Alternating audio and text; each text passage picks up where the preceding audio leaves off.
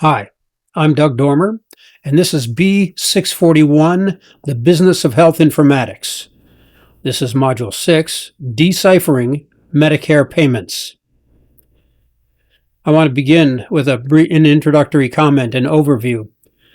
This Module 6 I thought would be a much easier model, giving a kind of a conceptual level of how Medicare works and how funding works. But as I was writing it, updating it really from having given it the last several years, I found myself talking to colleagues who said, "No, you can't do that. You can't give the high level that you would normally give. This year, right now, with the pressures on Medicare and on every form of health insurance in this country, you need to be able to educate your students so that they can really calculate the effect of the decisions that are being made, both externally and the ones that they would recommend to their management." So I rewrote this. It's taken me more than 2 weeks to rewrite this module with its 6 lessons. I'm looking forward to presenting this, and I hope that you find benefit in this and that your brain doesn't hurt too much at the end of these 6 lessons. Let's begin by looking at the agenda.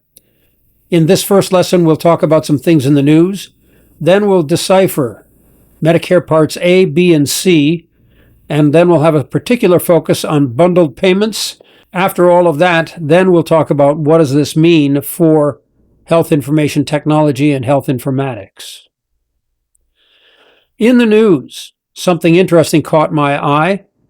This is a series of videos put out by our own Indiana University in Indianapolis, or at least in part by our university, led by interviews of Dr. Titus Schleier, and published by AMIA. And I should mention AMIA, the American Medical Informatics Association, has its conference beginning on Saturday and running till next Wednesday in Atlanta. I will be there, and I'm sure Dr. Schleier will be there. I'll be looking forward to seeing his sessions, usually involving climate and broadly the exposome and the effect and relationship to health and healthcare informatics systems.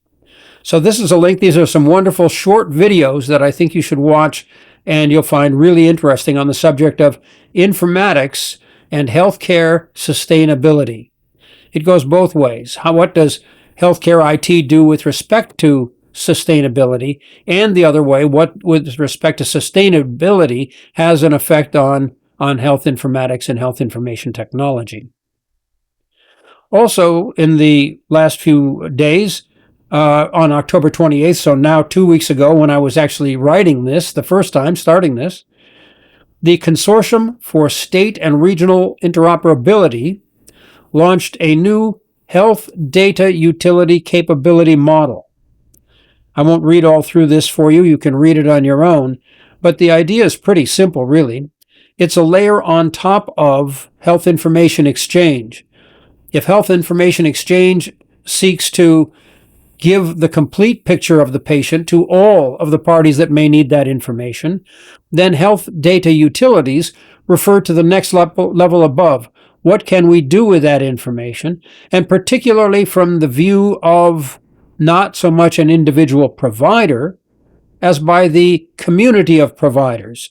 So it's particularly suited to looking at the intersection of social determinants of health, the work of community health organizations, community service organizations, climate organizations, population, criminal justice kinds of organizations, as they then intersect and influence healthcare and vice versa, the other direction as well. I took a look at their Health Data Utility Capability Model. I'm going to encourage you each to take a look at it. The link is here on this page. Looking at it, they talk about how they will set the high-level model for comparability and accountability. So they define 4 levels. Is the technology a particular technology or solution? Is it emerging? Is it foundational? Is it advanced? Or is it aspirational? I think those are pretty self-explanatory. It also is organized by stakeholder, provider, payer, public health, researcher, and patient. So it's a nice framework to begin. There are in all 177 entries. Let's look at a couple just to get a sense. This is a spreadsheet which shows the various entries that you might want to see. For example, here we see image sharing across organizations. It is at the provider domain. It is at level 3, meaning it's fairly advanced. And they give a weight to it as well, weights for each of these. And I frankly don't recall exactly how those weights weigh in, but I think they'll be a valuable input for us. And then a brief capability description. In this case, capability to share medical imaging studies, such as radiology or cardiology images, across organizations via standardized protocols, enabling clinicians to view images from external sources. So I think this is a wonderful step in the right direction. If you then drill even deeper and take a look at what those capabilities might be, if you look at foundation, you can break it down by emerging, foundational, advanced, or aspirational, and it will talk about then a stakeholder capabilities crosstab, so you can find the things in a particular maturity level. So having introduced this health data utilities capabilities model, question is, who cares? How exactly does it translate into revenue or penalties for hospitals? The difference between a proposed framework and regulatory or other standards for payment. Therefore, we need to know a whole lot more about how federal and state revenue models work, particularly Medicare, which I think is a foundational model. And that really is the purpose of this entire module for today.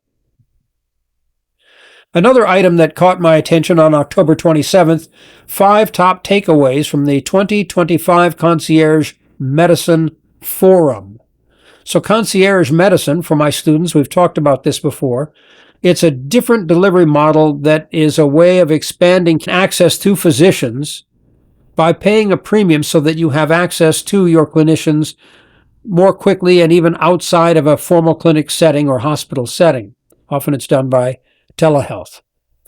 And I think it's an emerging model that in the past was always seen as something at the very high end of the patient-consumer experience.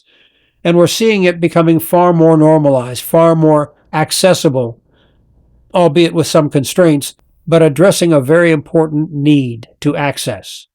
So the key 5 takeaways I think are worth noting.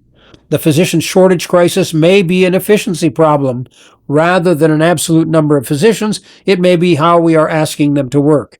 And as an efficiency problem, the role of health information technology certainly is front and center. Number 2, the doors to concierge medicine are opening wider, but preparation is everything. Number 3, group conversions can thrive. The right leadership and culture are critical. Number 4, there's no perfect age to make the leap. What matters most is readiness for change.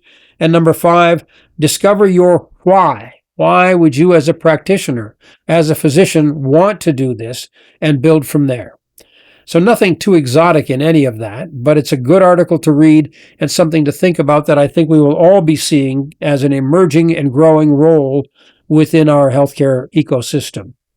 So the Kaiser Family Foundation, KFF, published under their Quick Takes a report that said ACA insurers are raising premiums by an estimated 26%, but most enrollees could see sharper increases in what they pay. This led to a reporter asking Dr. Mehmet Oz, the administrator for the Center for Medicare and Medicaid Services, his reaction to what he was told and what the report shows is an average of a 114% increase in insurance premiums for 2026. Dr. Oz responded, "Here's the truth. The window shopping is already revealing that the average American who's on ACA between 100 and 4% of the poverty level is going to pay $50 total next year. That's per month. It's going to be $13 more than this year. There can be a lot of hair pulling and scratching, mudslinging, but the fundamental reality for most Americans is that although it is an increase in spending, that's not the big issue." Well, that really jumped out at me because it's not consistent with my understanding. And the reason I'm including it here is because I think I want each of my students to be able to hear something, judge that information, and then act accordingly. Dr. Oz said that the KFF had published a retraction. Actually, they didn't. They published a clarification. And it says, here, as you see here, the average increase in insurance premiums will go up by 26%, but the average premium, once you add in not just the increase, but the decrease in credits that were paid for by the federal government, we'll see the average increase will be 114%, which for some can push it to more than $1,000. For many, will push it more than $1,000 per month increase, which means many people will not be able to maintain the insurance or will struggle to do so. My goal, as always, is not to get into the politics of this as much as it is to simply teach ourselves to look at each number we hear, each statement we hear, and be able to assess how it fits in, where the truth is. By the way, I tried to find, where did he get $50 from? Where did he get a $13 increase from 2025? I heard some theories, but none of them held any water. So I don't know where his numbers came from, but I have confidence in this work from Kaiser Family Foundation, and the exchange is important for us to observe. Also, just after that, on November 8th, this came out from President Trump. And again, I'm trying to stay away from the politics, but this is so timely and so important that I have to include it. As he says here, I'm recommending to Senate Republicans that the hundreds of billions of dollars currently being sent to money-sucking insurance companies in order to save the bad health care provided by Obamacare be sent directly to the people so that they can purchase their own much better health care and have money left over. In other words, take the big bad insurance companies, give it to the people, and terminate dollar per dollar spent the worst health care anywhere in the world. It's relevant because it comes from the President of the United States essentially trying to abolish insurance, health insurance. Now, while this is a focus on the Affordable Care Act, what we're talking about today with Medicare across the board is a form of health insurance.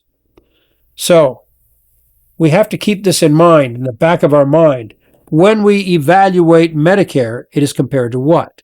Compared to perhaps, as has been proposed, a $2,000 payment to each individual or for each individual, and then leaving the full health care cost up to that individual or family to address. There's also today an excellent editorial by Paul Krugman on his Substack page that addresses exactly that question, the role of insurance for healthcare. So I'm not going to linger longer, but this means that this is how timely and how important it is that we fully understand Medicare. And I should say I view Medicare as foundational to all of healthcare. Everything in the rest of Medicare, whether it's Medicaid or whether it's private insurance, kind of uses Medicare as a benchmark. Often they'll use, as you'll see, the same tables, the same rates, and then do percentage adjustments to those Medicare tables, even for non-Medicare kinds of insurance. So this is important to have this understood as your foundational level. So that's it for the introductory video. Stay tuned. Let's go to Module 6, Lesson 2, when we'll begin deciphering Medicare Part A.